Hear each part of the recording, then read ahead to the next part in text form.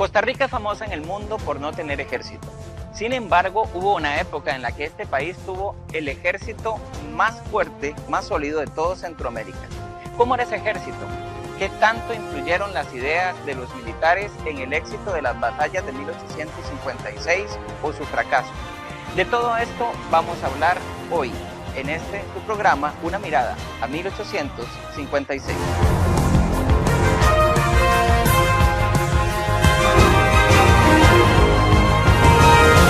Estamos en su programa Una mirada a 1856. Hoy tenemos con nosotros a don Douglas Ramos, subdirector de la Escuela de Historia de la Universidad Nacional, licenciado en Enseñanza de los Estudios Sociales y máster en Historia Aplicada de la Universidad Nacional.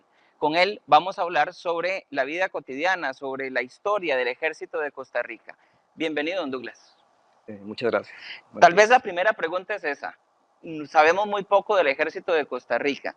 ¿Cómo fue que se forma este ejército en el siglo XIX y qué características tenía?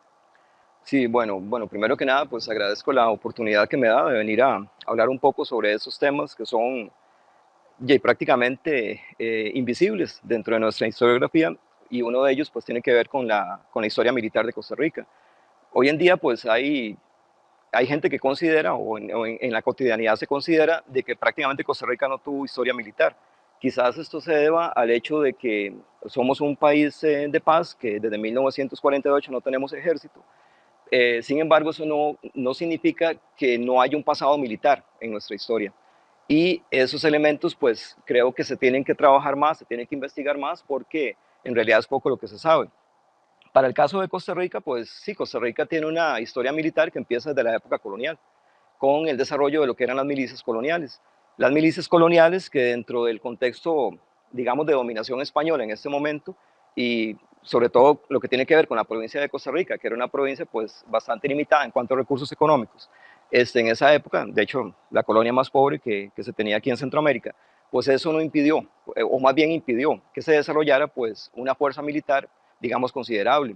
¿Las milicias es lo mismo que un ejército o hay diferencia? No, en este caso las milicias coloniales tienen que ver con soldados bueno, digamos, habitantes que se incorporan al ejército, se les da un entrenamiento, se les utiliza, por ejemplo, para emplearlos en periodos de crisis militar en este caso, como en el caso de la época colonial de Costa Rica, tuvo que ver con las luchas contra los indios bravos, por un lado, contra las incursiones piratas que se daban en el Caribe, pero no constituyen, digamos, un ejército plenamente establecido, por decirlo de algún modo. No había soldados de tiempo completo, sino como que prestaban servicio en ciertas épocas, como un servicio militar. Bueno, sí, digamos, eso se aplica más que todo a los soldados. La oficialidad, que era española, ¿verdad? Y ya en el siglo XVIII, pues, si no eran algunos criollos, sobre todo cuando se desarrollaron las reformas borbónicas a partir de 1750, pues ahí sí tenemos una oficialidad que es, digamos, profesional, y un grupo de soldados que sí son milicianos. ¿Ellos se entrenaban como una vez por semana o dos? ¿O qué se sabe de eso?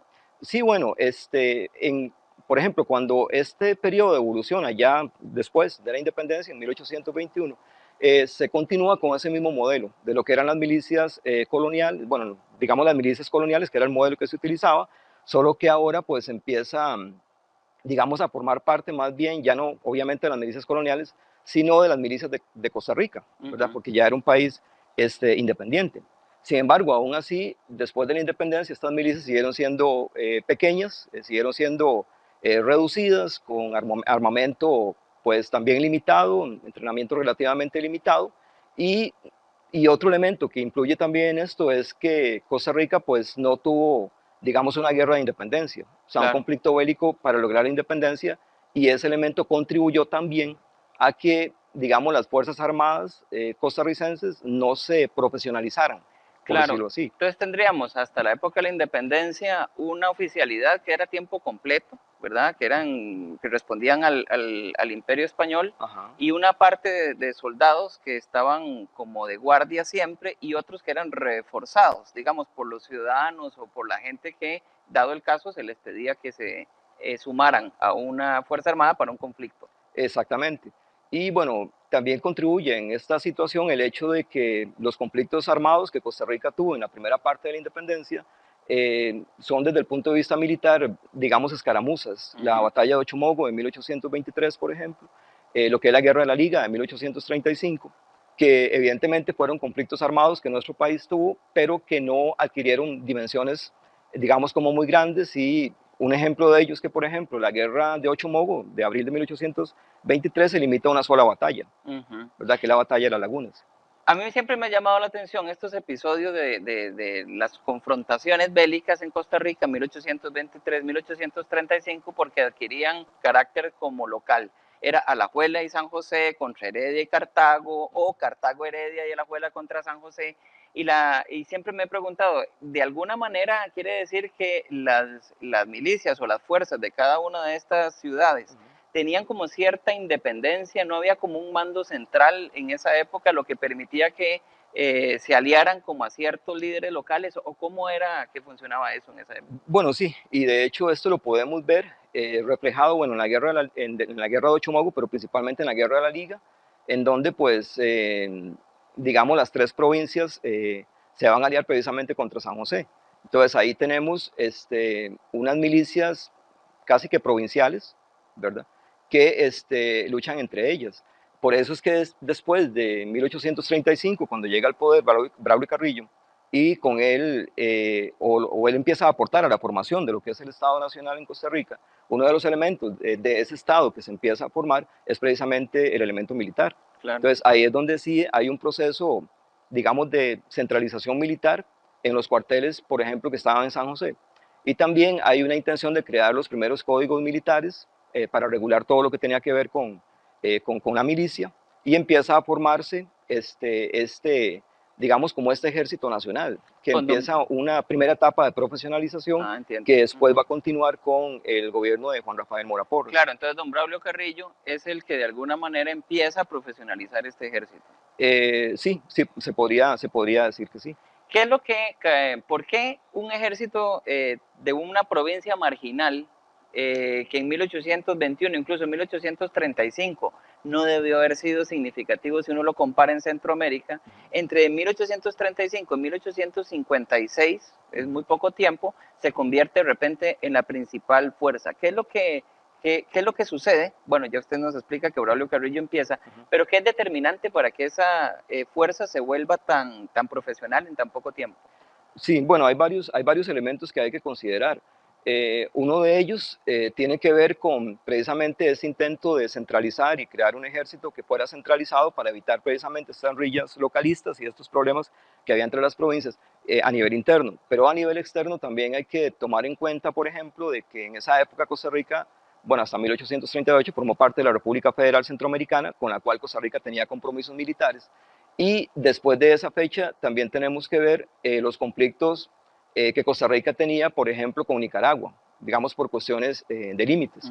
Entonces, esa situación con Nicaragua por la frontera norte también es un elemento externo que influyó mucho en empezar a profesionalizar un ejército, que es el que se empieza a desarrollar, o digamos, se podría decir que culmina como esa primera etapa digamos, de profesionalización con Juan Rafael Mora Porras.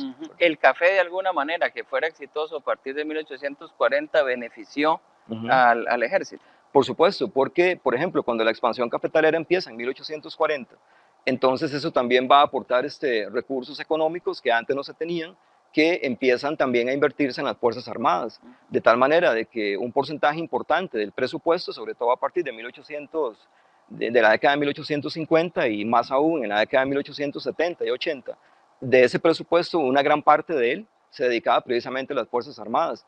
En esta época, en particular el periodo que va de la década de los años 50 a inclusive la década de 1890, sí es cierto que aquí en Costa Rica había más soldados que maestros, ¿verdad?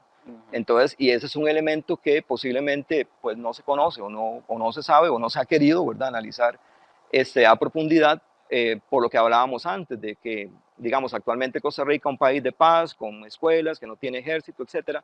Esto, en cierta forma, pues tiende a ocultar, digamos, esa realidad, pero es una realidad histórica. Esa memoria. Estamos en 1856, ¿verdad? ¿Cuál era la tecnología militar en esa época? ¿Qué armamento tenía el ejército? ¿Dónde estaban los cuarteles? ¿Qué podemos decir del ejército en 1856? Bueno, desde 1852 aproximadamente es que había empezado este proceso, digamos, de fortalecimiento del ejército.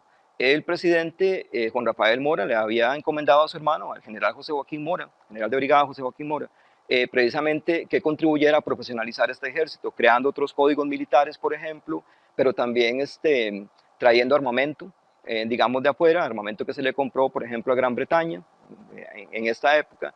Y también algo muy interesante que me parece que es también relativamente poco conocido es la creación de una academia militar. En este periodo se creó una academia militar, 1853, para entrenar, digamos, a la oficialidad del ejército costarricense. Se trajeron militares, instructores militares europeos como von Salich, pero, por ejemplo, que era un militar polaco, para que él pues entrenara a nuestros oficiales en cuanto a las tácticas militares que en ese momento se desarrollaban en Europa. Hay que considerar de que la guerra del 56 en realidad se ubica dentro de dos conflictos armados mayores, uno que se desarrolló en la década de los años 50, que es la guerra de Crimea, y otro que se va a desarrollar posteriormente en la década de 1860, que es la guerra de secesión. Entonces, entre esos dos periodos es que podemos ubicar pues, nuestra guerra nacional.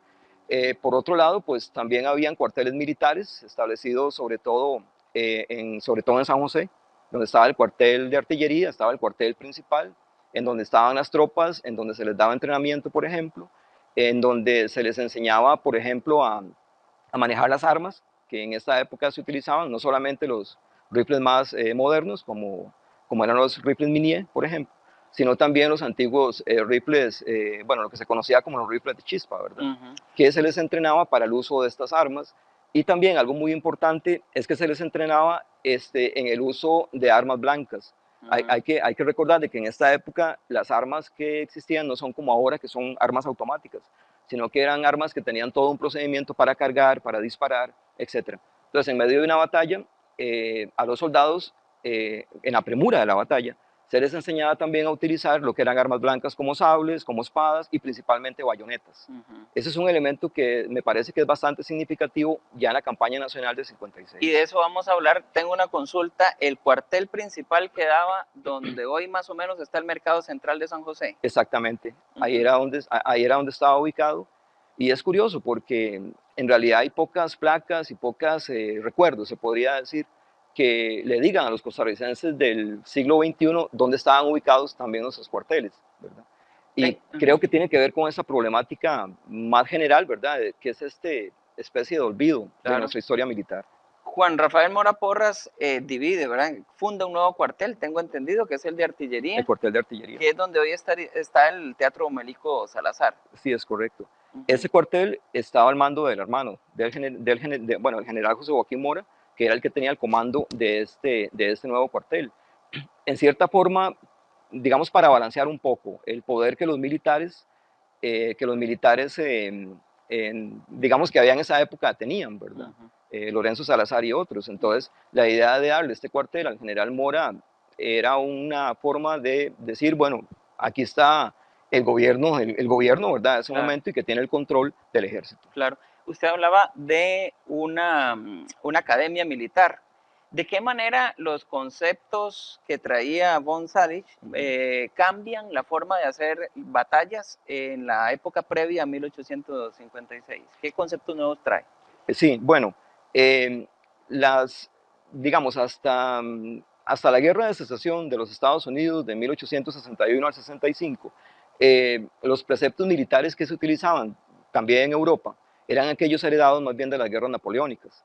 Entonces, en los grandes enfrentamientos armados que existieron durante el siglo XIX, se utilizaban tácticas militares de infantería, digamos, de las guerras napoleónicas, que era colocar a los ejércitos en línea, avanzar lentamente hacia la línea enemiga, lo que era la artillería, digamos, que en este momento también se usaba. Y esa era, digamos, la forma en cómo en esta época se peleaba. No era bien visto, por ejemplo, el que en una batalla los comandantes le dijeran a sus soldados o a sus tropas, por ejemplo, que se cubrieran, ¿verdad? Para evitar, digamos, mayor número de bajas, sino que eran tácticas como muy lineales, eran tácticas como muy de enfrentamiento, también de tú a tú. Entonces, esto posiblemente también influyó en la mentalidad de los comandantes costarricenses y también, por supuesto, en la guerra del 56. Algo muy interesante y donde podemos ver esto ejemplificado se va a dar también en la batalla de Rivas, en donde hay una, dentro de esa batalla que se va a dar en Rivas, hay una batalla focal, que es la lucha por el cañón que se va a dar, que está ubicado en la plaza. Según los preceptos militares europeos de esta época, pues un cañón nunca se tiene que dejar en manos del enemigo. Y sabemos de que en la batalla de Rivas, pues una parte importante de esa batalla consistió, digamos, en el intento que los costarricenses hicieron de recuperar ese cañón, lo cual costó una gran cantidad de bajas totalmente innecesarias. Don Douglas, la gente casi que asocia la batalla del 11 de abril de 1856 con el acto heroico de Juan Santamaría, algunos también suman a este acto heroico a Luis Pacheco Bertora y Joaquín Rosales, pero se entiende poco qué fue lo que pasó ahí. La gente, tal vez uno quisiera saber, ¿eso fue una batalla defensiva? ¿Eso fue una batalla de ataque? ¿Qué fue lo que pasó el 11 de abril de 1856? Sí, bueno, la batalla de Rivas, la primera batalla de Rivas del 11 de abril de 1856, hay que tener cuidado a la hora de analizarla, porque el análisis que se hace de la misma es asociado precisamente al acto heroico de Juan Santamaría. Y bueno, ahí yo diría que habría como que separar un poco lo que es la dinámica que la batalla tuvo en sí, con lo que es el acto militar de Juan Santamaría y los dos soldados que le precedieron. En términos generales, pues yo creo que habría como que reinterpretar lo que es la batalla de Rivas y, por ejemplo, para visualizarlo como un combate de tipo urbano. O sea, es una batalla en donde los costarricenses ya estaban ubicados ahí en Rivas y los filibusteros desarrollaron un ataque, digamos, a la ciudad, tratando, por ejemplo, las 5 compañías que componían el ejército de Walker de avanzar, digamos, por la ciudad, con el objetivo principal de tomar el cuartel costarricense que estaba ubicado ahí y, por supuesto, capturar al presidente Mora.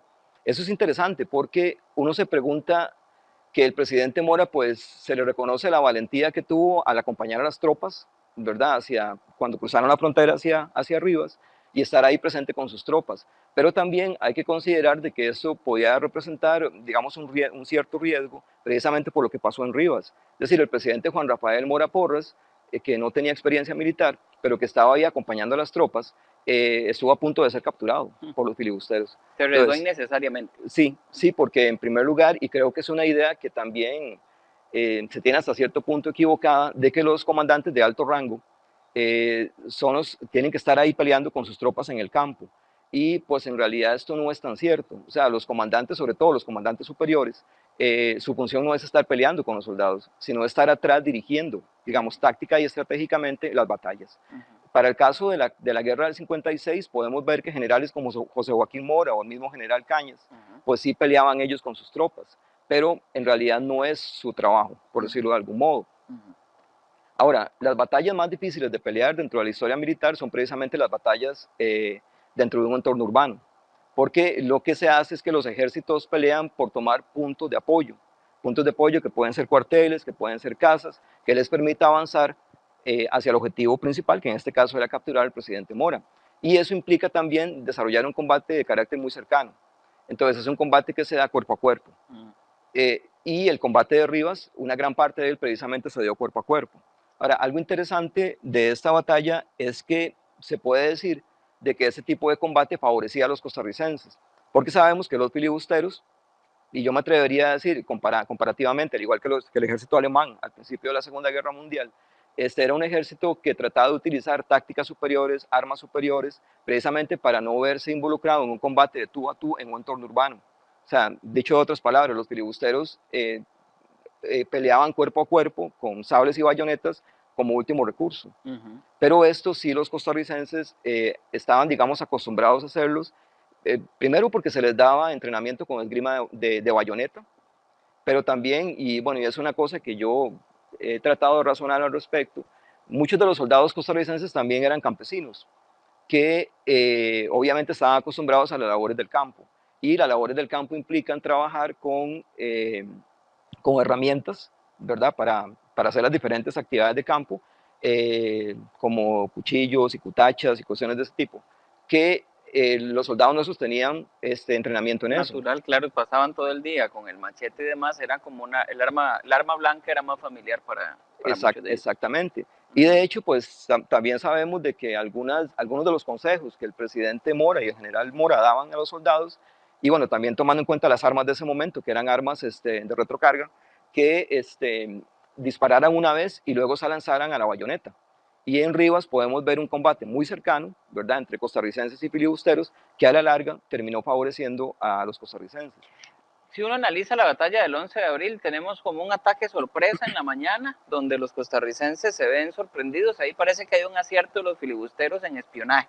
Por Lograron supuesto. engañar al presidente Mora y los demás para tenerlos junticos ahí en Rivas y atacarlos, ¿verdad? Exactamente. Y luego hay una reacción defensiva de parte de Costa Rica. Tal vez dentro de lo que usted ha estudiado la batalla, ¿cuáles aciertos y desaciertos tuvieron los costarricenses y los filibusteros en esta batalla? Sí, bueno, sí, el ejército costarricense cometió importantes errores en la batalla de Rivas. Uno de los errores importantes es que cuando llegaron a la ciudad y se establecieron allí, a partir del 8 de abril, no establecieron trincheras o no establecieron, digamos, puntos defensivos en las entradas hacia la ciudad.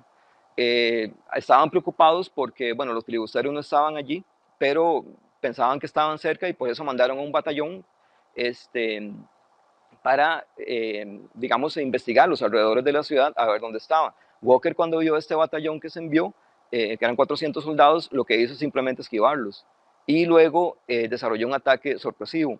El plan de Walker era precisamente desarrollar un ataque por sorpresa que tomara desprevenidos a los costarricenses, obviamente, y empezar a avanzar rápidamente hasta capturar al presidente Mora.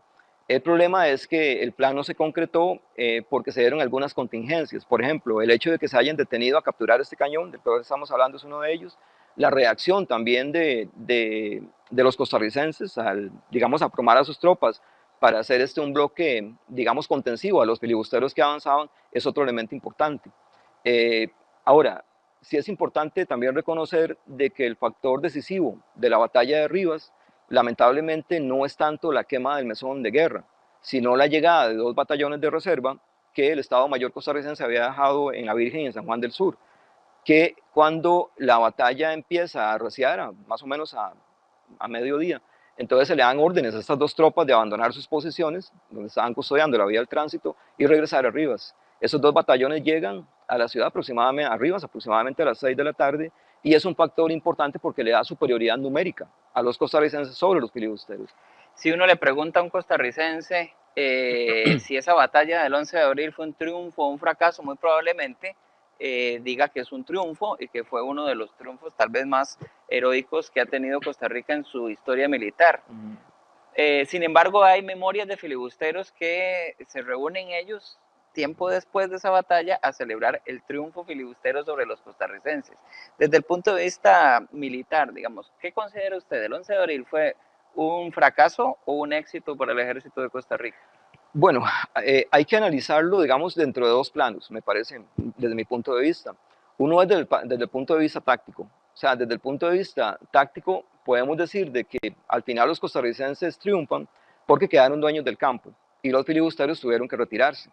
Ahora, desde el punto de vista estratégico, ahí podemos considerar de que otro tipo de consideraciones, como por ejemplo, de que poco después de la batalla de Rivas, se va a iniciar lo que es la peste del cólera, la cual pues obligó, como todos sabemos, al ejército costarricense a replegarse de esa ciudad que habían ganado, que era Rivas, hacia Costa Rica para tratar de lidiar con la situación del cólera, lo cual pues no solamente no permite que los costarricenses siguieran avanzando hacia Nicaragua, sino todo lo contrario, que se replieguen, sino que también le permite a William Walker empezar a fortalecerse y empezar a recuperarse.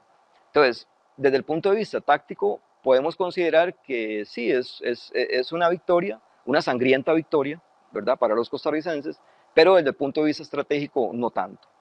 Todo lo contrario, por ejemplo, de la batalla de Santa Rosa, que esa sí es una victoria táctica y también de carácter estratégico. Planeada por don José Joaquín, me contaba usted, en la batalla de Santa Rosa. Sí, porque cuando este batallón de avance filibustero avanza y cruza la frontera hacia Costa Rica con el plan de establecer un cuartel en Liberia, ¿verdad? Y de ahí posiblemente después avanzar hacia el Valle Central. Cuando los costarricenses ven que los filibusteros están en posesión de la hacienda de Santa Rosa, el general José Joaquín Mora empieza a planear el plan de ataque precisamente para enfrentar a los filibusteros en Santa Rosa. Y hay una particularidad muy interesante, y es que esta casona había pertenecido al suegro del general José Joaquín Mora, de tal manera que él conocía bastante bien lo que era la hacienda y el terreno y otros elementos. Y desde el punto de vista militar, conocer el terreno es fundamental, digamos, para que un comandante pueda tener éxito en la batalla. De hecho, el general Mora montó el plan de ataque, que era una maniobra de carácter envolvente, atacando básicamente por dos flancos, precisamente con conocimiento del terreno que tenía. Y es una batalla que posiblemente podemos considerarla como una victoria casi que perfecta, porque la batalla se va a resolver en 15 minutos. O sea, los filibusteros, cuando ven a los costarricenses que avanzan, ellos pues presentan cierta resistencia al principio, pero simplemente luego se repliegan hacia la casona y de ahí se repliegan hacia Nicaragua, por donde venían. Las batallas siempre uno las puede poner en el papel y la realidad es otra. Por Entonces a supuesto. veces eso suele ser injusto, ser como muy duro a la hora de juzgar. Pero, ¿qué piensa usted si hubo falla en abandonar la famosa colina que le cortaba la huida a los filibusteros en Santa Rosa para ir a reforzar el ataque a la casona? ¿Se considera tácticamente un fallo a pesar de que el resultado final fue positivo de la batalla? Sí, eso es interesante analizarlo, porque había un comandante, Gutiérrez, que había sido enviado bueno, con dos compañías para que se posicionara en la parte de atrás de la casona de Santa Rosa. El plan era que cuando los filibusteros huyeran, entonces esa tropa se estableciera como unidad de bloqueo para evitar que los filibusteros pues se marcharan. Lo que pasa es que al calor de la batalla y pensando de que se necesitaban más hombres, digamos, precisamente en la batalla en sí, o sea, en la batalla que se estaba luchando propiamente en la casona, es cuando esta tropa pues abandona la posición de bloqueo que tenía y se viene, ¿verdad?, hacia la casona precisamente para reforzar el ataque. Y bueno, eso en términos militares, pues sí podemos considerarlo tal vez un error, posiblemente el único, ¿verdad?, que esa batalla tuvo, porque sabemos de que muchos filibusteros pues salieron huyendo precisamente por esa zona que debería estar bloqueada, por esta unidad que se había establecido allí. El comandante Schleisinger, húngaro, es el primero en huir, ¿verdad? Y todas las tropas huyen detrás de él. Y muchas de esas pues pueden sobrevivir a la batalla y inclusive llegar a Nicaragua para dar el informe que se le da a William Walker, ¿verdad?, sobre la derrota. En esa oportunidad se dice que los filibusteros le dijeron a William Walker de que habían sido derrotados precisamente porque habían sido atacados por tropas francesas y tropas europeas que eran las mejores de la época. Aquí también hay que ver otro elemento, y es el desprestigio con el que los filibusteros visualizaban a las tropas nicaragüenses en primer lugar, costarricenses en segundo lugar y centroamericanas ya en la segunda etapa de la campaña, al punto de que nos decían los grasientos, por ejemplo.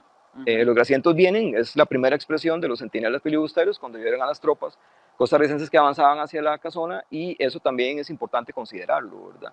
Por otro lado, posiblemente los filibusteros estaban pensando que con las primeras tropas que se iban a topar ya en Costa Rica iban a ser tropas pues mal armadas, mal dirigidas, y que relativamente iba a ser fácil para ellos derrotarlas. Sin embargo, sabemos que la historia es otra.